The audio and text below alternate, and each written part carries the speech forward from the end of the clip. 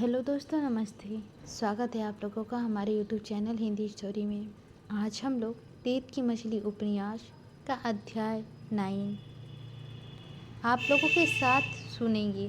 तो चलिए बिना लेट किए हुए स्टार्ट करते हैं रेत की मछली उपन्यास का भाग 9। मेरी यातना अपनी महत्वाकांक्षा और लिस्पा के सघन क्षणों का समाप्त बिताकर शोभन लौटे। तब सबसे पहले उन्होंने अपने साहित्यिक मित्रों को आमंत्रित किया। लौटी तो मैं भी थी, लेकिन शोभन के साथ लौटी थी यह नहीं कह सकती। ऐसा लग रहा था जैसे किसी धागे से खींचकर बारात कोई कलकत्ते ले गया और उसी तरह बेजान खिलौने जैसी खींचकर वापस भी ले आया। फूल बगिया में जंगली लतर एक सप्ताह में ही बढ़ चढ़कर फैल रही थी। अभी अपनी विशालता से लड़ने के अलावा और कोई उपाय नहीं था। लतर बढ़ रही थी और मेरा भविष्य छोटा होता जा रहा था। कलकत्ते से लौटने के बाद शोभन ने फिर साहित्यिक मित्रों से संपर्क बना लिया।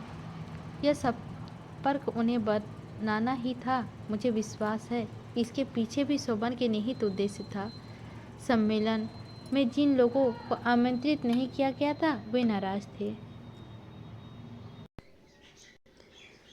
शोभन अब उनके सामने सफाई यह देना चाहते थे, जो कुछ हुआ वह संयोजनों की नासमझी से हुआ। उन्होंने तो इन तमाम लोगों के नाम दिए थे, लेकिन आयोजक शायद इन नामों को से परिचित नहीं थे। यह कहकर शोभन जहां अपना बड़प्पन दिखा रहे थे, वहां यह भी साबित करना चाहते थे कि बाकी लोग शोभन से कितने छोटे हैं। तभी तो संयोजक उनके नाम याद नहीं रख पाए। शोभन ने उन्हें बताया कि वास्तव में तो सम्मेलन के बाद अभी असली समारोह शुरू होना है। शोभन उसे लड़ाई की संज्ञा दे रहे थे। उन्होंने कहा था कि अब साहित्य को एक व्यापक लड़ाई शुरू लड़नी पड़ेगी। असली काम तो यह लड़ाई ही है। शोभन ने साधारण चतुराई नहीं थी। अपने से परिचित लोगों को फिर अपने साथ ला खड़ा करने की कला उन्हें आती थी। अंतर्राष्ट्रीय स्तर पर आसन युद्ध का संकट और मानव की यातना का संघर्ष का लंबा चौड़ा ब्यूरो शोभन ने दिया। उनका कहना था कि इस आसन संकट के बीच मानव को अपने खोए हुए मूल्य और मर्यादा की खोज करनी होगी। शोभन के एक कलाकार मित्र सहसा बीच में ही बोल पड़े, लेकिन बंधु, इस पर तो पहले से ही काफ़ी कुछ काम हो चुका है और फिर वर्मा जी ने इन विषय पर पूरी पुस्तक ही लिखने की सोच ली है। संवाद सुनते सुनते मैं अपने आप में मुस्कुराई। पुस्तक, अब वर्मा जी तो क्या लिखेंगे? वर्मा जी ने जो कुछ सोच समझकर अपने को स्पष्ट करने के लिए शोभन से कहा सुना था। शोभन का दिमाग इन मामले में तो काफ़ी तेज है। वर्मा जी से जो बहस होती रही थी, उससे शोभन लगातार रात को लेख बंद करते रहे थे। पांडुलिपियाँ अब टाइप भी हो चुकी थी। सिर्फ प्रकाशन की कसर थी और अब मानव मूल्यों पर जिस बहस का आयोजन वे यहाँ और बड़े पैमाने में कराना चाहते थे, वह तो वास्तव में इस किताब का उद्घाटन समारोह भर होने वाला था। ऐसे मामले में शोभन कितने कुशल हैं। सम्मेलन के लिए कलकत्ते जाते समय ट्रेन पर उनके साथ सम्मेलन की अध्यक्षता करने के लिए बुलाए गए डॉक्टर भुवन भी थे। भुवन जी से शोभन ने पूछा था कि वे किस समस्या को उठाना चाहेंगे। डॉक्टर भुवन ने तभी अपने विचारों की रूपरेखा उन्हें बताई थी। वे सम्मेलन के दौरान शायद सन्नाटे में आ गए होंगे जब उन्होंने सुना होगा कि विषय परिवर्तन करते हुए शोभन ने उन्हीं की रूपरेखा को विस्तार देकर प्रस्तुत कर दिया था। इस विस्तृत सम्मेलन की तैयारियां शुरू होते होते दशहरे की छुट्टी हो गई। सोमल खिल उठे और मीनल फिर आ पहुंची। फूल बगिया में जंगली लतर का भी अधिक बढ़ गई थी। मन में उसकी प्रति अटूट घृणा और प्रतिहिंसा होने के बावजूद अब उससे काटने को समर्थ मुझ में बची नहीं थी। या कहूँ, जब उसे काटने का वह समय था तब तो निरुपाय बैठी रही। अब उसे बढ़ने देने के अतिरिक्त और कोई उपाय भी क्या था? मीनल से उनके वहीं लंबे लंबे कभी ना खत्म होने वाले संवाद शुरू हो गए। मैंने सुना वे बड़े हर्ष से मीनल को बता रहे हैं भारत पब्लिकेशन श्री रतनलाल का पत्र आया है। रतनलाल चाहते हैं कि उनके बड़े साप्ताहिक के बारे में अंतिम रूप से शोभन अपना फैसला दे दें। कलकत्ते के सम्मेलन के दौरान रतनलाल ने शोभन से कहा था कि वे उन्हें अपने साप्ताहिक का संपादन बनाना चाहते हैं। शोभन समाचार से गदगद हो उठे थे।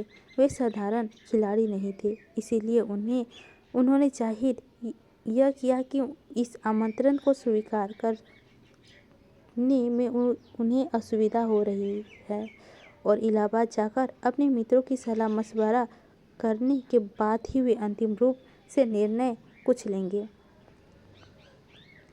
नाम के लिए अपनी विरक्ति जाहिर करने के बाद शोभन ने अपने मित्रों से इस बात की चर्चा भी की थी। मित्रों को वे ये दिखाना चाहते थे कि उन्हें कितना बड़ा महत्व मिल रहा है।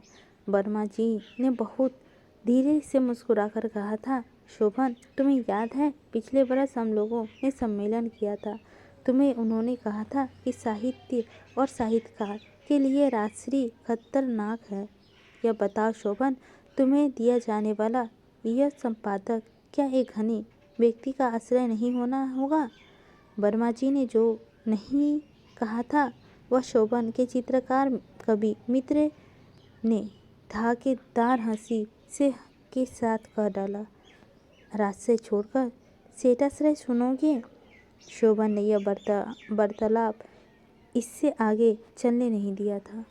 अपने मित्रों में जो अवमानना मिली थी उसे शोभन मीनल से छुपा गए, बल्कि उन्होंने कहा कि उनके साहित्य मित्र उनके लिए रुष्ट हैं कि किफायती दौड़ में वे पीछे रह गए।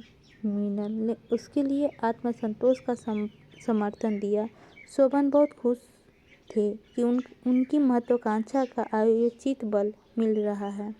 शोभन से कटी हुई मैं अब इतनी तिक्त होती जा रही थी कि उस दुनिया को झांकने की मेरी इच्छा ही नहीं होती थी। मैंने अपने आप को जब निर्वासित कर लेने का निश्चय कर लिया था, शोभन के साहित्यिक मित्रों से मेरे निर्वासित का यह रहस्य छिपा हुआ नहीं था। बहुत कम बोलने वाले वर्मा जी ने एक बार संकेतों से कहा था कि पाली हुई बिल्ली कभी चेहरे पर भी पंजा मार देगी। मीनल पर ध्यान इन व्यावसायिक संपादों से नहीं लग रहा था और शोभन को तब तक संतोष होने वाला था जब तक वे पूरी तरह मीनल को यह ना समझा देते थे कि पत्रिका की जिम्मेदारी को संभालने के बाद न केवल शोभन अतिरिक्त प्रतिष्ठा ही अर्जित कर सकेंगे, बल्कि मीनल और उसके संबंध भी अधिक गहरे और अधिक उन्मुक्त हो सकेंगे। शोभन को जिसकी बहुत अधिक प्रतीक्षा थी, वह पत्र रतनलाल की ओर के उसके पास आ गया। रतनलाल ने लिखा था, वे सब परिवार नैनीताल जा रहे हैं। अच्छा होगा कि शोभन वहीं आ जाए। पत्रिका के बारे में बात करने में भी आसानी होगी। शोभन पत्र पाकर उछल पड़े। उत्साह से वे भूल गए कि मैं भी उस समय वहाँ थी। मुझे देखकर उन्होंने अपने आप को संभाल लिया। बात बतलाते हुए बोले, कितना अच्छा होगा कि हम लोग बहुत दिनों के बाद हमारा सोचा हुआ संभव हो जाएगा। कब बुलाया है? मीनल ने पूछा। कब? शोभन ने रतनलाल के पत्र मीनल के आगे बढ़ाकर कहा, बस जितनी जल्दी हम लोग चल सकें। वे लोग तो नैनीताल पहुँच भी चुके होंगे। मैं तो अभी चल सकता हूँ, मीनल ने उत्साह से कहा। शोभन ने अब मेरी ओर देखा। मेरी उपस्थिति मात्र से शोभन अव्यवस्थित हो रहे थे। अनमने स्वर्ग में मुझसे बोले, अभी इतनी जल्दी कैसे जा सकते हैं? कुंतल को काफ़ी तैयारी करनी पड़ेगी। नहीं, मैं नहीं जाना चाहती। आप दोनों हो आइए, मैंने उपेक्षा से कहा। शोभन माने नहीं, मान सकते भी नहीं थे, बल्कि उनके लिए उस समय मेरे साथ न जाना घातक हो सकता था। शोभन मीनल को भी ले जाना चाहते थे। मीनल और उसके लिए यह सुअवसर पके फल की तरह जैसे ऊपर से आ टपका था। नैनीताल की पृष्ठभूमि से अधिक उपयुक्त उनके सने संबंध के लिए और क्या हो सकता था। लेकिन मीनल को अकेले ले जाने के लायक साहस उसमें नहीं था। रतनलाल का भी परिवार यहाँ था। शोभन यह जानते थे कि रतनलाल विवाह संबंध के बाहर शोभन का संबंध पसंद नहीं करेंगे। बहुत बड़ा स्थान समृद्धि की बहुत बड़ी सीढ़ी उन्हें मिलने जा रही थी। उस सीढ़ी के लिए वह ऐसा कोई खतरा किसी की कीमत पर लेने के तैयार नहीं थे। मेरे सामने समस्या कोई नहीं थी, केवल अपनी पराजय की व्यथा ही थी। उसके आग्रह का सामना करने के लिए मेरे पास सीधे कोई तर्क नहीं था। मेरा ध्यान तरु की ओर आ गया। मैंने थोड़ी तिरकता के साथ कहा, नैनीताल में काफ़ी सर्दी पड़ेगी। तरु के पास तो गर्म कपड़े तक नहीं हैं, तो क्या हुआ, वहीं चलकर नैनीताल से ले लेंगे। शोभा ने कहा, थोड़ी सी ऊन खरीद लेना, उसे तरु के लिए स्वेटर बुन लेना। मीनल ने कहा, तब तक उसे शाल ओढ़ा लेना। मेरा मन जल उठा, छोप से गला रूंध आया। यह कैसी नियति है, यह सब कुछ मेरा है, फिर भी मैं उसे अपनी एकमात्र बची तरु के लिए प्राप्त नहीं कर सकती। शोभन प्रसन्न की कटुता को समझ गए थे, इसीलिए उन्होंने तुरंत बात बदल दी। और कोई समय होता तो शोभन को रुख बिल्कुल ही दूसरा होता। इस समय तो वे किसी भी कीमत पर स्थिति संभालने को आमादा थे। सारी बात भूलकर उन्होंने अतिरिक्त आत्मीयता दिखाते हुए मुझसे कहा कि तुम्हें तो चलना ही होगा। मैंने मन में सोचा कि यात्रा के बीच मन बदल जाएगा, नई जगह पहुंचूंगी तो नया वातावरण अवसाद को भी अपने आप में समेट लेगा, लेकिन ऐसा कुछ हुआ नहीं। रास्ते पर मेरा अपवाद और अधिक बढ़ गया। मुझे याद आ रहा था, शादी के बाद जब पहली बार शोभन ने इसी रास्ते से नैनीताल लाए थे, तब से इतने वर्षों पहले कि उस कुंतल और आज की इस कुंतल में एक जैसा कुछ नहीं बचा था। शोभन मीनल से सटे हुए खिड़की से बाहर देखकर इस तरह बातें कर रही थी कि देखने वाला उससे उन्हें ही पति पत्नी समझता। पता नहीं यात्रियों की ध्यान दिया था या नहीं। मैं उनके सामने किसी आया के अधिक शायद और कुछ नहीं लग रही थी। बीच बीच में मन का दर्द उमड़ता है तो मैं तरु को सीने से खींच लेती। रास्ते भर एक बार भी शोभन की और चेहरा घुमाने की मेरी इच्छा नहीं हुई। स्टेशन पर खासी सर्दी थी। डिब्बे के अंदर मौसम उतना ही सर्द नहीं लग रहा था। बाहर निकलते ही मैंने देखा, तरु की नन्ही नन्ही उंगलियां सर्दी के कारण नीली हो आई हैं।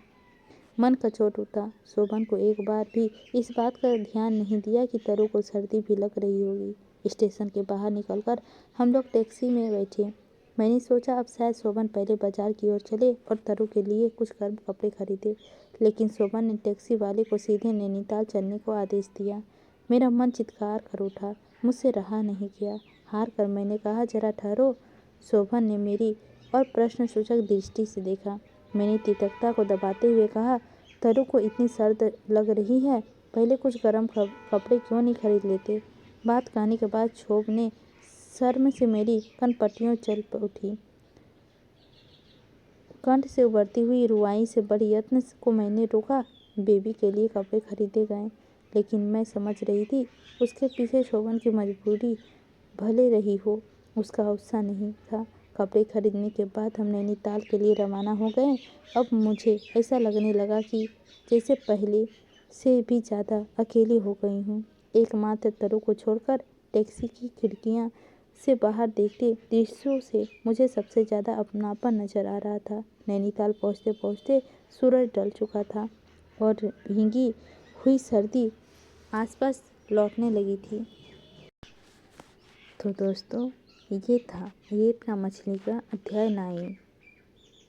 आप लोग लाइक, शेयर, सब्सक्राइब करना बिल्कुल नहीं भूलिएगा और इसी तरह के अन्य उपन्यास पढ़ने के लिए मेरे बेल आइकन को प्रेस कर दीजिए और मेरे प्लेलिस्ट एक बार जाकर देख लीजिए। हो सकता है उसमें आप लोगों के लाइक के लिए बहुत सारे उपन्यास मौजूद हैं, आप लोग उसे भी देख सकते हैं। मिलते हैं दोस्तों आप लोगों से अगले रेत की मछली उपन्यास का अध्याय 10 लेकर।